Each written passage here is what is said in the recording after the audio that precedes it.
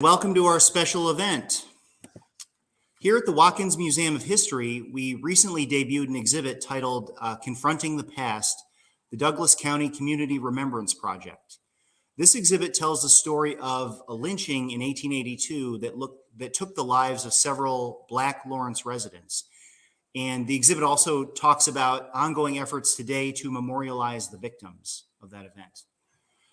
Next month, we'll open another exhibit as well called Familiar Faces, the Gary Davis Photo Collection, which will chronicle the interconnected lives of several Black families that lived in North Lawrence from the 1880s to the 1960s. I'd also like to note that today's event is also a partnership with the Johnson County Museum and their new exhibit titled Redlined: Cities, Suburbs, and Segregation. Well, there's no one better to do a program in connection with these exhibits than Kevin Willmott. Kevin is a Kansas native with a long career in filmmaking, teaching, and activism. In 2019, as most of you are probably aware, Kevin won an Academy Award for Best Adapted Screenplay for the movie BlackKlansman.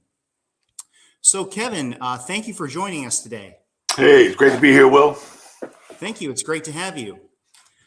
Well, I have some questions here, so I'd also like to let the audience know, though, that you're also welcome to post questions and comments on Facebook and YouTube. So, Kevin, should we begin? Yeah, let's do it, Will. Terrific. Okay. Well, I actually thought of something just a few minutes ago. I remember a couple of years ago on social media, you mentioned that your dad was born in 1898. Is that correct? That's right. Well, why am I asking you if that's correct? Obviously, you would know. Sure. I was just astonished when I heard that. That's just amazing. But I'd like to ask you, what was it like for you to grow up in Junction City? And did your background in Junction City and your childhood inspire you to become a filmmaker? Yeah, I think in a lot of ways it did. My father was born in 1898, and he was 60 when I was born. So I grew up around older people, really. And in that sense, I think it had a big effect on me in terms of history, in terms of kind of the importance of history. Your parents, I think most parents don't talk, often they don't talk a lot about history. I mean, history itself, they kind of share stories and things like that. And so you kind of, if you listen closely, you can kind of pick up history from them, but they don't really talk about history as a subject necessarily. And that was the case with my upbringing. And so I think the fact that I grew up in the 60s, really, I was a kid in the 60s, and during all that change that was going on, it's funny. I have very clear memories of the older guys in the neighborhood. They talked about all the political stuff that was happening, especially the Black Power movement and different things that was happening. I remember them talking about Lawrence and about, that there were tanks on the street in Lawrence, and they were talking about they were going to come to Junction City and get us. And so, I think all of that kind of made me understand to some degree kind of the importance of history, and that, that was a time where you were kind of living history. You saw it all around you. The Vietnam War, the Civil Rights Movement. I really learned that I was Black when Martin Luther King was assassinated. I was in 4th grade, and that was a big kind of moment for me. I just want to grab something real quick here. I just got this the other day, and since this, I think is a great place to kind of talk about this. When I was in 5th grade, 1969, after Dr. King's assassination, I was at a little store near our school, and I ran and I found this comic book. It's Classics Illustrated. And if you can see it, it's Classics Illustrated, and it's called Negro Americans: The Early Years. And this was the first time I learned about Black history, was from this comic book. I had never heard anything about Black history ever, growing up. I never heard it in school, obviously. I mean, they didn't teach anything about Black history. And so I ran into this comic book, and that comic book really kind of started my career of kind of being interested in Black history and history itself, and and the importance of history, and the importance of history as storytelling, and to share these stories as an important thing for, I think, all Americans. I think to really be an American is to really know your history, and to really love democracy is to really kind of know your history. So for me, it all started with a classics illustrated comic book, which, when I saw this online, I had to get it, because it was like, it took me back to all these memories of how important that moment was when I saw that comic book. So, being in Junction City with the Buffalo Soldiers was another big deal. They were in my neighborhood. I grew up with their kids, and Joe Louis and Jackie Robinson were stationed at Fort Riley and hung out in Junction City, hung out at the Black USO in Junction City. Joe Louis and Lena Horne used to go to the Colonial Theater in Junction City and watch movies. I'm actually working on a screenplay. I'm about to begin a screenplay about Duke Ellington and Lena Horne and Billy Strayhorn. And so some of those stories have really come back to really speak to me in terms of that project. But yeah, I think, obviously my first film was a movie called 9th Street, which was about the red light district in Junction City, which was where my parents met. And that had a huge influence on me growing up. And 9th Street was a big, big, big deal in Kansas. Really was a big deal around the world. It was right up there, I think, right up there with Beale Street and Bourbon Street and all of that. But soldiers knew about it. Soldiers would from the Big Red One would come to Junction City and have a weekend, and then go all over the world talking about the street. So all of that had a big influence on me as a filmmaker. That's amazing. I can just imagine it must have been, really inspiring to you to first learn about Black history from an artist or a set of artists that worked on that comic book, but also I imagine kind of depressing that you learned about it that way and not in school. Yeah. Well, yeah. I mean, at the time, when you're a kid, you know the deal. When you're a kid, you don't really look at it that way. I mean, you don't really know what you're missing when you've never been told you should have it. And so I didn't really know that we should be taught these things. So I was just glad to get it. I was just glad to get the information. It was just like, wow, Nathan, Hale Williams and Harry Tubman and Christopher Attucks and Frederick Douglass. And it's interesting that you said that, Will, because I never really put that together. I think the fact that I was introduced to it through a comic book really kind of made it like entertainment as well. And so that's probably why I immediately kind of, connected it to storytelling and to kind of sharing it with others. Well, that's a really good point that you brought up about entertainment and its ability to teach us about history. And I want to go back to that in a little while. So Kevin, speaking a little bit more about your own history, you have deep roots in Kansas. After earning an MFA at New York University, you went back to Junction City and you were an activist in Junction City. You worked to improve conditions there for a lot of people. And of course, now you teach at KU. So and I've read articles that stated, well, you could have gone to LA, to Hollywood, places like that for your film career, but you decided to be in Kansas. So what do Kansas and being a Kansan mean for you? Well, that's a great question, Will. I think it's a lot of different things. Probably why there was practical reasons why I stayed in Kansas. I think, when I lived in New York after I graduated from NYU, and I tried to get my first film made there, and I just couldn't really find any support there for it. And when you're trying to make your first film in particular, you really need a lot of family support, community support, friend support, all of that stuff.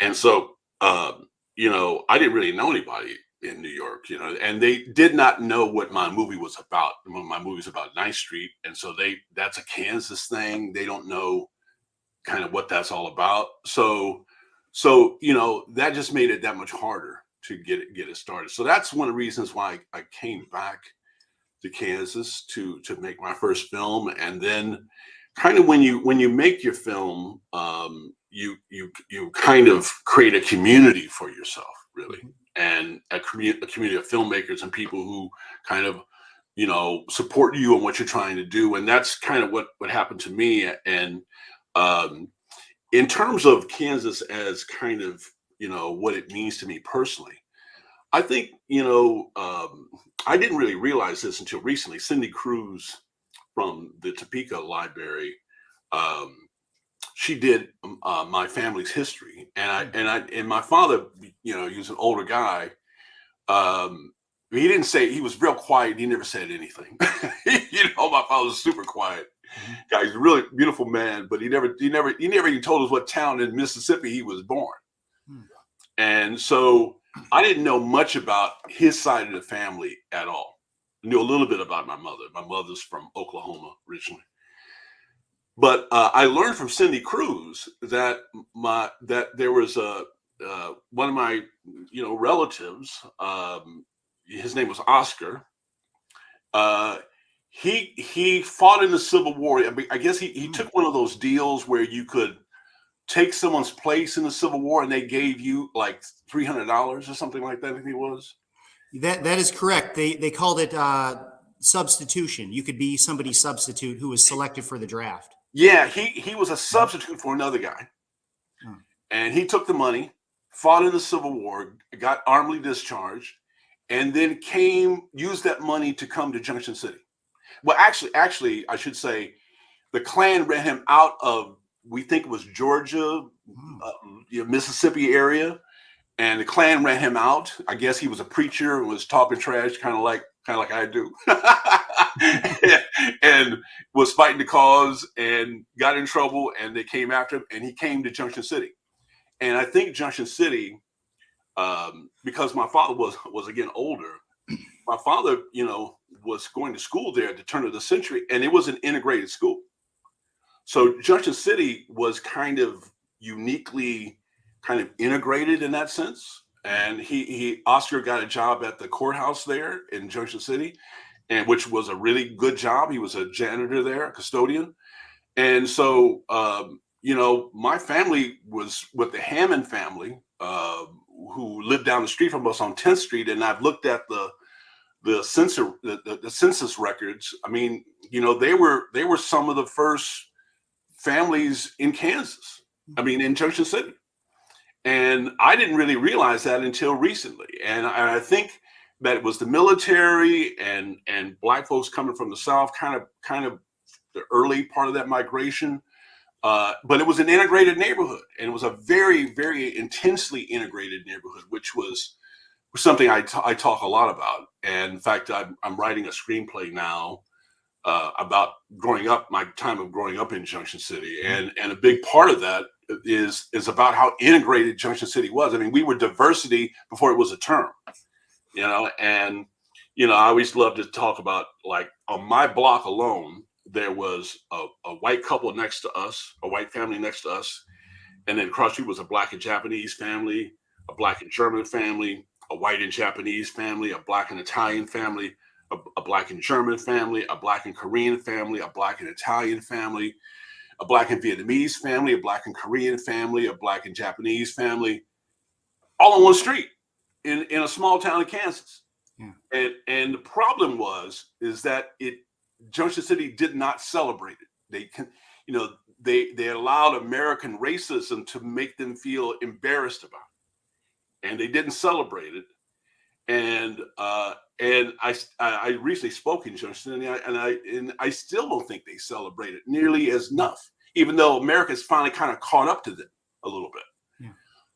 And when you see people like we had in BlackKlansman at the end of the film, the David Duke and the Tiki Torch Jews will not replace us guys. That replacement theory is an exact attack on the multiracial democracy that Junction City represents. Junction City is an example of what America really kind of wants to be now. And it is in direct opposition to those folks, I should say these folks here, those folks who are fighting to keep white supremacy alive and well. And so that whole conflict, I think Junction City for me, has become a real metaphor of kind of what America, is still a bit ashamed of, but at the same time, this is what America really is. That's amazing. I have to admit, I wasn't aware of that aspect of Junction City's history, and I certainly can understand why you would want to share that story with the world. That's really powerful. And it actually leads right into my next question, which is perhaps a little bit larger in scope. Many, if not most of your projects are inspired by African-American history or other topics of American history, particularly civil rights issues. You've already touched on this somewhat, but why do you think you've been drawn to civil rights history for so many of your projects? Well, I grew up watching what Donald Bogle, the great film historian, calls problem pictures. And growing up in the 60s and 70s, there were these problem pictures. They started in the 40s, but they really had their real heyday in the 60s, really. And Sidney Poitier was the star of many of the problem pictures. And they called them problem pictures because they dealt with the problem of race, like the Defiant Ones is probably one of my favorites. And that film kind of had a big impact on me growing up. And the Defiant Ones, just examines race in an entertaining way, in a really deep educational, metaphorical, really beautiful, you can just learn so many lessons about race from watching that film today still. And there were other movies like that. There's one called Home of the Brave that was about a Black soldier in World War II. And that one was made, I think, in the late 40s. That was kind of one of the early problem pictures. And those movies had an effect on me because I kind of learned about racism through watching those movies. I mean, you kind of experience racism on your own as just a person. But then those movies kind of taught me that you can kind of create art to fight the problem. And that art is the way to do it. The book by Gordon Parks, A Choice of Weapons, and how he used photography to fight the problem. And for me, movies have always been a way to fight the problem. And that's why I'm still kind of more of an independent filmmaker. I work for Hollywood mainly as a writer, but the movies I like to make, I typically have to make them independently because Hollywood, they just, I say Hollywood, but just the bigger machine of studios making movies, they're just not really interested in bettering American society and the world. They're interested in making a dollar. So you have to kind of do that more on your own. And that's also one of the reasons why I remained in Kansas, because I knew that they didn't really want to make my movie in LA or New York. So I think filmmakers have to be honest about that. You have to kind of assess your situation, assess your goals, what you're trying to do, who you want to be, and don't lie to yourself. I don't like talking about movies. I like making movies, and so much of the world of Hollywood is talking about movies. I mean, people make a living talking about movies out there. They make a living developing movies, not really making movies. So I was able to stay here, and with the help of Matt Jacobson, my professor partner at KU, and so many other good folks around here, we were able to make movies. And when I would write a play, and I knew I'd make that. I knew I would produce that play. I knew we were going to do that play. It wasn't like you write the play and then you just go, well, I've got a really cool play, and would you like to read it? No, the idea was you'd write the play, and I'm writing it to do it. And I'm writing it thinking how I can produce the play. I'm writing it thinking about who the guys I know that can be in the play. Where am I going to get the things to produce the play? The sets I need, the whatever I need to produce the play. That's the same approach I took to making my films as well. And so, it was never about just just expressing yourself. It was about, expressing yourself and then doing it, giving it to an audience, sharing it with the public. That was always the end goal. That's amazing. And, it really makes me rethink things because, excuse me, the things that I've read about you, sometimes they cast your career in terms of almost like it's a handicap that you're in Kansas or in the Midwest as opposed to the coasts, right? But to really hear you say how like being here and being independent allows you to make these features that you want to make and not just have to focus on doing something that's going to make a lot of money is really interesting. Yeah, I mean, the reality of it is that it's hard to make any film well. It takes money and time and effort and all that stuff. And but when you don't have resources around you, if I didn't have KU, if I didn't have Lawrence, if I didn't have Kansas City, if I didn't have the people that live in those areas that are also filmmakers, I didn't have the film community to connect with, I couldn't have got it done. I mean, most of my movies, I paid people very little or nothing many times. We did these as a labor of love because people liked the script and they wanted to make the film.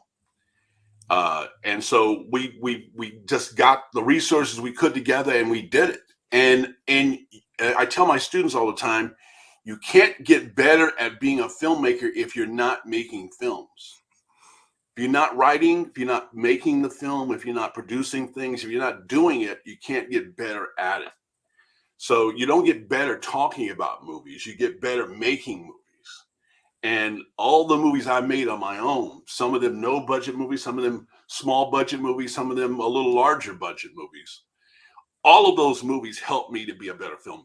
All of them, I think led to BlackKlansman and the award, because you can't get better at telling the story that you kind of want to tell if you don't get to tell that story. So all of those movies helped me develop my voice, helped me to develop a certain style, a certain approach, certain skills, all of that that ultimately I was able to share in the studio movies that I've been involved in. Things like BlackKlansman, Five Bloods, Chirac. But Chirac started with as when I was in a play in Marymount College in Salina, Kansas. When I was in that play, the play is Lysistrata by Aristophanes, the great classic Greek play. When I was in that play, I said to myself, man, this sounds like Black spoken word rap. And this could be a really cool Black version of this. And little did I know, but Sidney Poitier and Harry Belafonte had been in an all-Black version of Lysistrata back when they had first started in Harlem back in the 40s and 50s. So you by doing, you make connections that other people also have made before you. And it just kind of informs you and it lets you know that you're on the right track. And that and then the fun thing about making movies out here is I'm making them with my friends, and I'm making them and I'm expressing them. I'm expressing myself. I'm saying the things that I want to say about the world and the things that are important to me. And I don't have to. I'm not censored by some yahoo that is thinking about $1. I get to, you get Final Cut. And the thing I tell my students, the thing I truly do believe in is that it doesn't matter how well your movie does. It doesn't matter how many people see it. It doesn't, none of that in the end really kind of matters. It only matters that it exists. It matters that you shared it with the world. It matters that you got to do the thing that you are trying to do. It gives meaning to your life, and it gives meaning to the lives of other people around you. And that to me is the beauty of making movies around here. And I hope to, continue that. That's excellent. Well, we have a couple of good questions here from Virgil Dean. Hey, Virgil. Yeah, we know Virgil too. I can't believe it's been almost 20 years since the release of CSA, Confederate States of America. How do you think or view about that film in the context of 2022 America?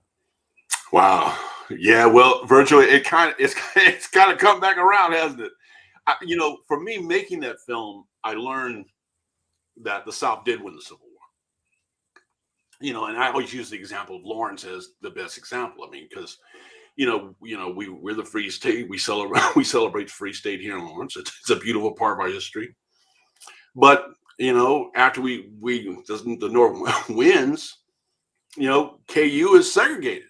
Lawrence becomes segregated. It's not the Mississippi Board of Education case that desegregates the schools. It's the Topeka, Kansas Board of Education case that desegregates schools, because Topeka is segregated. And so the South taught the North how to live. We didn't teach the South how to live. We didn't teach the South how to live until the Civil Rights Movement. And so now we see kind of the new CSA, with Donald Trump. And I can't just blame that dude, because the South never really fell completely. I like to use the metaphor like, we've been trying to put hate and white supremacy and racism and sexism and, homophobia and all the bad things in the world in this box for 200 years. People have been fighting since the beginning of the country. We've been fighting to put this stuff in a box, this Pandora's box. And it's a struggle because the bad guys always come in and they want to open that box back up. But we, with Obama especially, and that whole thing that happened, I think people say, whoa, boy, we got it's in the box, and now you ain't got to worry about the box no more. It's a done deal. And then this dude, I call King Tang, he shows up and he opens that box up. It's wide open, lets it all back out. And now it's okay to be racist again. I mean, publicly, you can be publicly racist because we had a president that's publicly racist now. Comes down the escalator, says Mexicans are rapists. America doesn't say, what? You got to be kidding me. America elects a president. So racism's okay again. And now we got to fight again to put that stuff back in the box. And the worst thing about it is that this thing now is it's bigger than him. He's now an idea. It doesn't matter what happens to him anymore. I think he should go to jail, and because we need that as a democratic kind of moment in American life. But whether he goes to jail or not, the idea that he has shared with the world, the opening of this box, is something that the other people that believe in him have now embraced. And now they are a bigger problem than kind of even he is now. And so that's really the challenge that Americans have, and that's the challenge that democracy has. Just to see the Confederate flag in the Capitol, January 6th, never happened during the Civil War. There it is, January 6th. They finally got it in the Capitol. But see, the problem was we have statues in the Capitol honoring Confederates that are just now being removed. And so, it's like Putin. When somebody is killing the opposition, is such a dictator, horrible dude, and he's killing the people that are running against him. Well, you can't ignore it. You can't ignore that stuff. You just can't ignore it. You ignore it at your own peril. Because it seems like it always comes back to haunt us. It comes back to haunt democracy specifically. And so that's the big lesson of history, is that pay me now or pay me later. but you're going to pay. And the fact that people, don't want you to know our history, the fact that, I start out learning my history from a comic book, and now we teach it in school, and those same people that didn't teach the history when I was a kid now don't want it taught now, and they want it removed from the classroom. They want you to remain ignorant. They don't want you to know the game, how the game is played. And that's so much as what CSA was kind of all about. CSA was really kind of, it's a real protest piece, but more than anything, it was kind of like, just like, there it is, and here we are. And so thank you, Virgil, for that question. I appreciate you, brother. Yeah, it was a great question and a great response there. So we do have another question from Flora, and we will get to that in a minute. But what you just said, I think, leads into this next question that I have. So as we already have established, you've done a lot of films inspired by specific topics in American history. And I'm wondering, when you're writing or directing a film about these topics, is staying true to the history, to the facts as we know them, most important, or is crafting a compelling story most important? Great question. It's really both. I mean, it's a trade-off. It's a constant trade-off. For me, I start with kind of being as loyal to the facts of the history as I can be. I mean, because for one thing, I don't think the history is something that's a problem. I think the history helps you as a dramatist. The history helps you as a writer. It helps you in terms of the conflict. The history usually helps the conflict, and conflict is what drama is all about. So I embrace the actual history. I love the details of it. I love all of that stuff of it, because all of that stuff makes me believe it even more as the viewer, as the audience. So that part of it is, I start with that first. So that's kind of my first layer of the cake. And then the second layer is really kind of where you've got to make the drama as a structure work. And sometimes the actual history doesn't really serve the structure of the drama. And that's where you really that's where I typically have to change things some. There are a lot of great historical moments that that you can lift from the history in its entirety and just place in things. Quite often, though, you have to place them not in the order that it actually happened. Sometimes, or you have to take it out of the context of which it actually happened. Those are the things that you often have to do because of how the 3-act structure of a movie kind of works. And so that's the challenge of both of those things. You're kind of juggling. But I don't look at it as a problem so much. I mean, when I first started writing, because I love the history so much, and you're loyal to the history in so many ways, that it was a bigger problem than it is now. Because what I try to do, and I think what writers that kind of do what I do try to do, is you always try to give the context of the history, the context of the overall history. You're trying to kind of, you've got this story that's embedded within a history, and you don't want to really leave that bed of the history. You want to bring that bed of the history with you, even if you have to change some things along the way. So that part of it, that's the part of it that you want to try to hold on to as much as you can.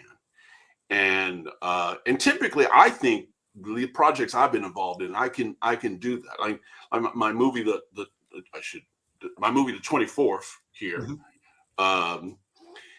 it was a challenge with that, because it's based on in a historical event, the Houston riot of 1917.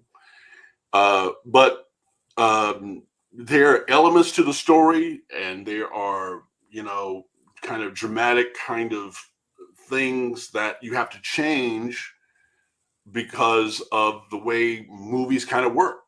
And for one thing, the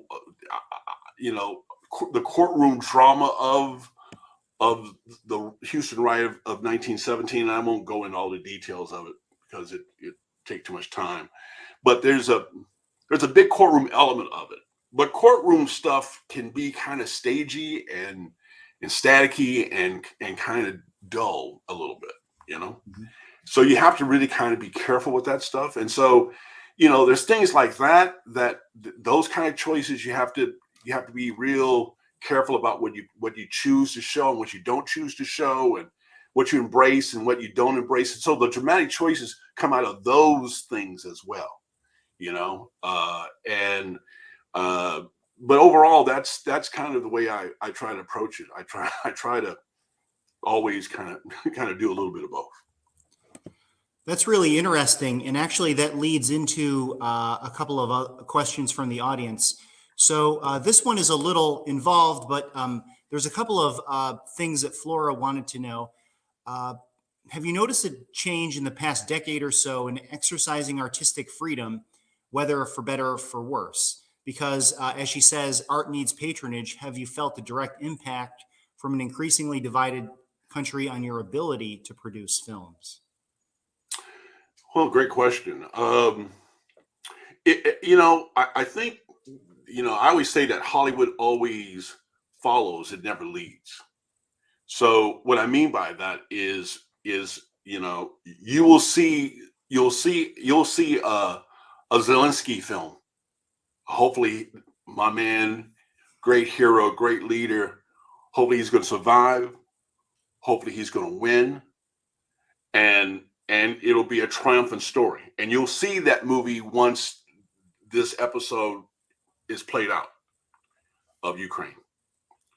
Um, but we're going to follow that event. We're not going to lead it. And the problem pictures, they followed the civil rights movement.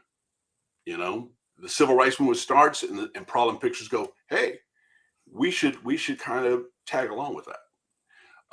In the 80s, you saw kind of feminist movies, and you saw in the 90s, you saw gay films where they exposed homophobia, movies like Philadelphia, things like that. And the AIDS crisis brought a lot of that out as well. And so, Hollywood always kind of follows, it never leads. And so, I can't say that it has affected me any. I think Hollywood, I think it has changed so much in the last few years with streaming. Hmm. And the fact that, Chirac, for instance, was the first film that Amazon Studios produced, Hmm. very first one. And so, the fact that it was a Black film about, gang violence in Chicago and all of that, the Spike Lee movie, all of that, I think that said more than anything is that they're trying to reach a different audience that maybe has been ignored a bit. And streaming kind of has opened things up, and it is better now than it has ever been to tell certain Black stories. Black stories, are still, if it's not a comedy, it's always still difficult. It's never easy to make any drama, period, in Hollywood. Mhm.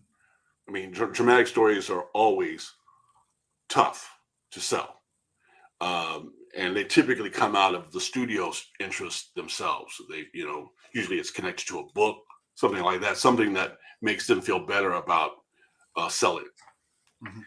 So, but as a whole, I don't think with how we've regressed in the last few years has hurt filmmaking, and it's certainly not hurt me. It's probably helped in many ways. I think because, like BlackKlansman, I mean, Donald Trump literally wrote himself into the movie. I mean, him and David Duke, just with Charlottesville, we didn't write that. They did that. And it found its way into the movie. And so I think because the things that have happened in the last few years with the racism uprise and George Floyd and all the difficult moments we've had have just kind of made telling these stories, that much more important. Yeah, I was actually going to ask you about that, those ending moments of BlackKlansman, because it is like a really arresting and shocking experience to watch that transition from that 1970s history into something contemporary that we were all familiar with. It was really well done. I was going to ask you, was that your part of the? I don't know how screenplays and movie writing works. But was that your part of it? Was that Spike Lee's decision? Maybe you don't necessarily want to divulge exactly. No, All it's the, fine. No, that was a Spike thing. That was an editing room decision, really. ah, And that's the thing when you're making a movie that we trying to make choices within the film that spoke to today. Obviously it's set in the 70s, but you're trying to make choices that really connect to today in various mhm. ways. And so Charlottesville, with the unfortunate death of the young woman there, um, you know, it was just another example of how these problems just, the box, these things have left the box, and they still kill people, and they still lynch people in this country, and that's an ongoing problem, a problem we're always going to be having to fight, and it's always going to be a fight to put that stuff in the box and keep it there. That's the American struggle. It's probably never going to end, and that's okay. We just have to kind of embrace that reality and not think that we're going to get to go to Disneyland and forget about everything. It's going to be a fight because hate never sleeps, and that's kind of the thing that creates those endings, is that because hate never sleeps, there's always something out in the real world that connects to your art, and if you're playing it right, oftentimes they marry very well. That's excellent. We'll end it with a question that takes a different tack. So Taylor is a sophomore studying film at KU. Hey, Taylor. And Taylor is wondering if you have any advice on how to get on sets and gain experience in the industry while in school. Well, it's great. So a couple things. It's kind of twofold. Um, you know, any productions that people are doing locally in Kansas City and Lawrence, anytime you ever hear of people making a film, um, try to volunteer for that. Get involved. Just, and don't be afraid to just do whatever, because this is, you can't break anything. I mean, you can't. I mean, obviously you can, but you can't, and you can't worry about that. So and that's why you're in school. If you can get involved in a film that speaks to your interest, if you're interested in being behind the camera as a cinematographer, if you can work with the cinematographer, do that. If you're interested in editing, try to work with the editor. Whatever it is, just try to get and become part of that. And everybody that works in film now started that way.